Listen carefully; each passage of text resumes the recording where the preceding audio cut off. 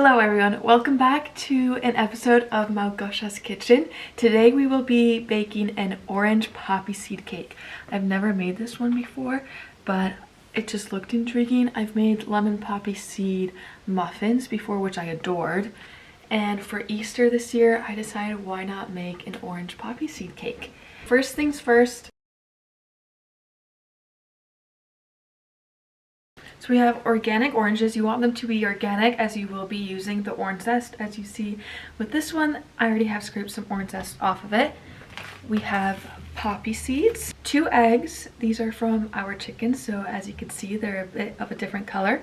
Flour, all-purpose flour works, cake flour as well. Vegetable oil, I also sometimes substitute coconut oil or olive oil. Sugar, vanilla extract. Here I have vanilla bean paste, which I prefer, but this is the same exact thing as vanilla extract. Greek yogurt, and if you can, try and use full fat. I will be mixing this with sour cream just to add some more fat. You'll just need a little bit of milk as well. And of course, the essentials, we also have baking powder as well as salt. For the frosting, you will want some more orange zest, as well as powdered sugar, cream cheese, and butter. So let's get started. To begin, I will begin with zesting our orange. All you'll do is take a grater and start zesting the orange skin. We now have our orange zest in the bowl. This is from one orange, and from the second orange I had, I also zested it and put just a little bit, maybe about a tablespoon, into a separate container, and I'm going to save that for the cream cheese frosting. Now we're just going to take into this big bowl, we're going to put 1 cup of sugar. Then we're going to take 1.5 cups of flour. There's a cup. And 3. Now let's add our baking powder as well as salt, which activates the baking powder. And for this recipe, it does call a lot, so we'll need 2.5 teaspoons. I'm just using a regular teaspoon. So we have 1,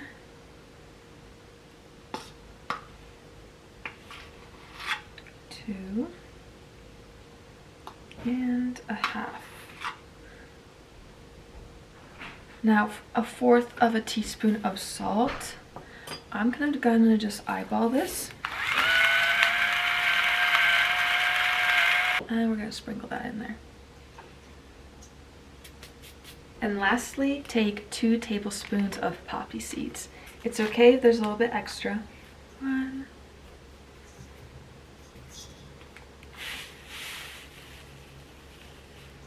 And 2.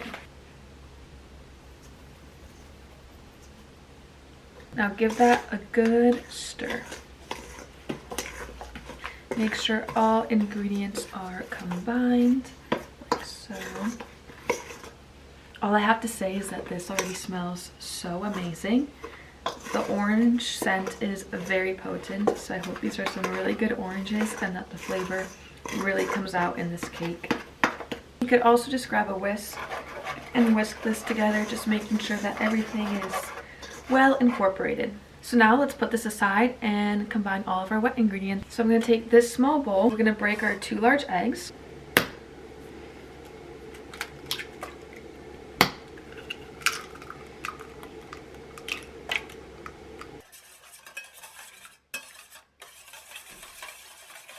And now we will add around 5-ish tablespoons of orange juice.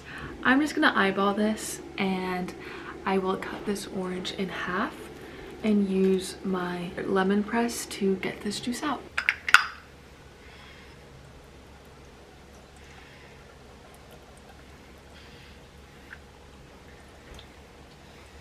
We're going to eyeball around 1 teaspoon of vanilla paste.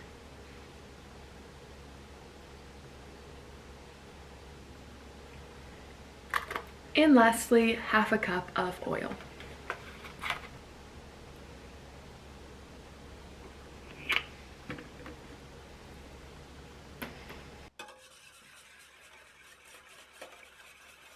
So now we have both our dry ingredients and wet ingredients. we will pour the wet ingredients into the dry gradually and mix. All you have to do is whisk. You don't need a professional mixer, and just mix until all incorporate together. Make sure not to overmix.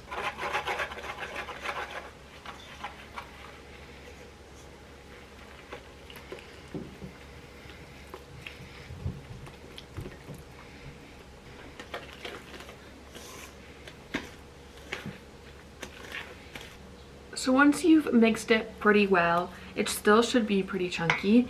We will now add the yogurt and the milk. Ideally, you want half a cup of full fat Greek yogurt.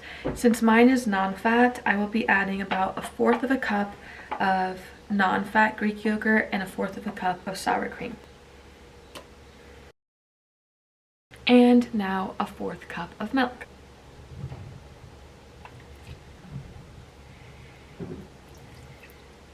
So just mix that all together. Make sure to scrape off the sides.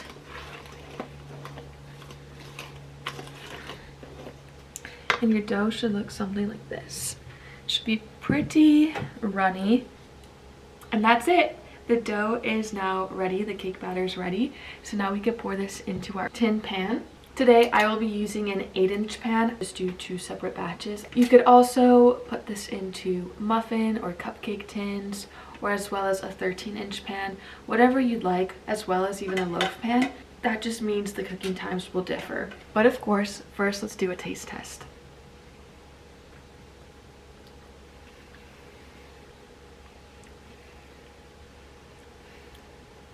That's gonna be some good cake. Our pan is now greased, and now let's pour our cake batter into here.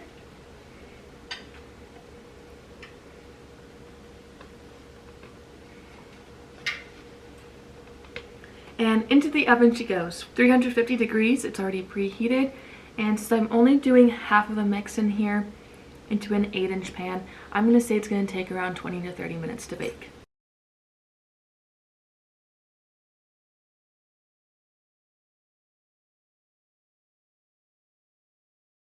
Now it's time for one of the best parts of the cake, the frosting, which some of you may love, others may hate. I don't like frosting as much, so I will make a little bit less. So the cake has finished baking and has fully cooled. I did cut off a tiny bit of the top layer from this one, so I could lay this one on top of this one.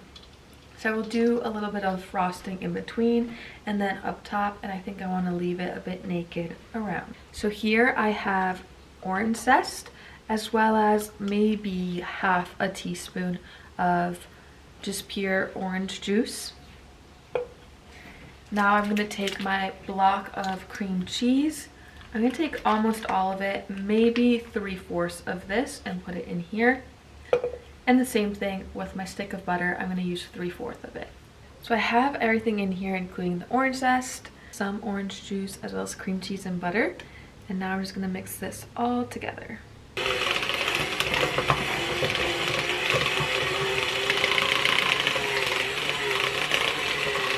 What's really important that you do so you don't have a chunky cream cheese frosting is to sift your powdered sugar. So I'm going to start out with putting maybe around 3/4 of a cup to my frosting. I also don't like mine too sweet, but we're just going to sift that into there, just to ensure there's no sugary clumps. Now back to mixing.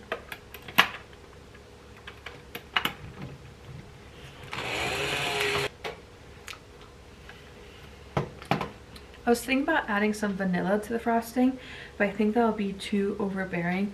I want to keep the taste of the frosting pretty light and orangey, and don't want vanilla to overtake the orange flavor.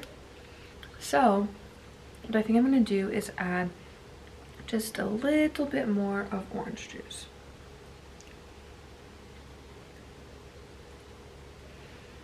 I also have some almond extract. I think that would pair really nicely with this. I think I'm going to add just a little bit. And just to ensure I don't add too much, I'm going to put some on here first. And once again, let's just add some more powdered sugar. I'm going to tastes really good. I want to add just a teensy bit more.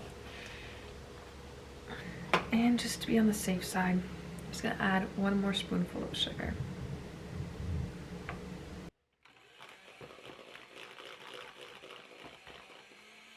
Perfect. Well, now we have our beautiful cream cheese buttercream orange almond frosting.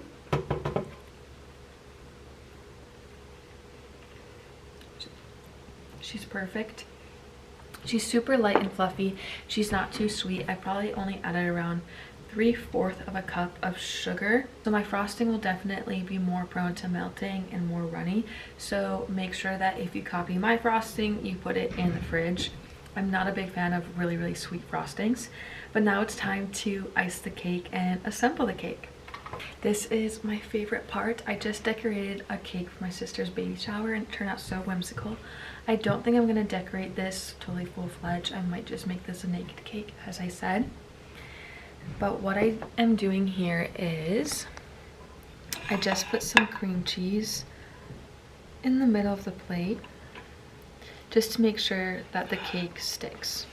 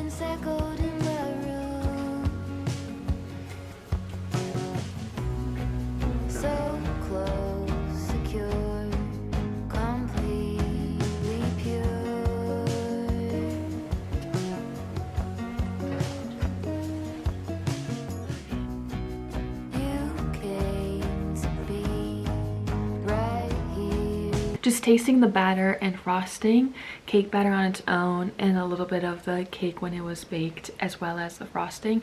All 3 of those things tasted so good. So I'm really excited to try a piece of this cake in its full being. And I finished making my orange poppy seed cake. And I made a cream cheese, butter, orange almond frosting. The almond extract in there is very subtle. I don't want to add too much to overpower the orange, but it's a very light frosting and I'm super excited to eat this and see how it turned out. I kind of made it a naked look. We won't be eating this until tomorrow, so I'm thinking about adorning it with maybe some flowers, but we will see because I also really like this naked look.